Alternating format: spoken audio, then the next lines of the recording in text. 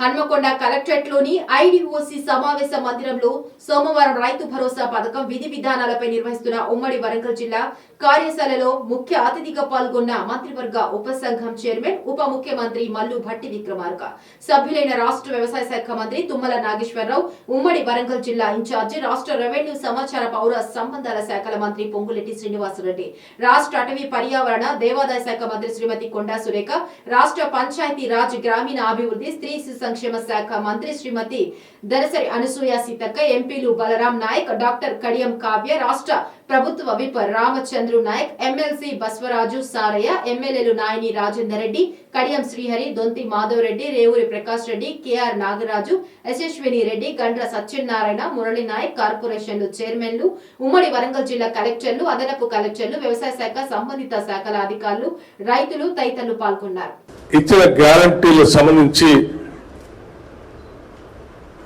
ముఖ్యంగా మహిళలందరికీ ఉచిత బస్సు రవాణాకు సంబంధించి మొదలుపెట్టి కార్యక్రమం ముందుకు పోతున్న సంగతి కూడా మీ అందరికీ తెలిసిందే. అలాగే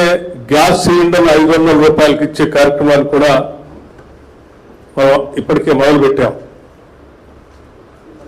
200 యూనిట్ల లోపల కరెంటు వాడకం వాళ్ళందరికీ జీరో బిల్లు ఇచ్చే కార్యక్రమాలు కూడా మనం ముందుకు తీసుకొని పోతున్నాం. ఇప్పటికే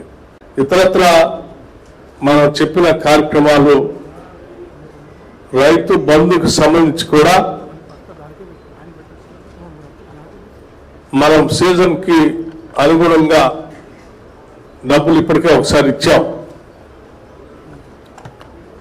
ఇక రైతు భరోసాకు సంబంధించి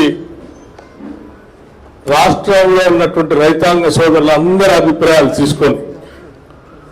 స్టేక్ హోల్డర్స్ అందరి అభిప్రాయాలు తీసుకొని, ఆ అభిప్రాయాలకు అనుగుణంగా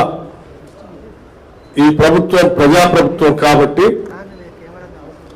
ఆ ప్రజల అభిప్రాయాలకు అనుగుణంగా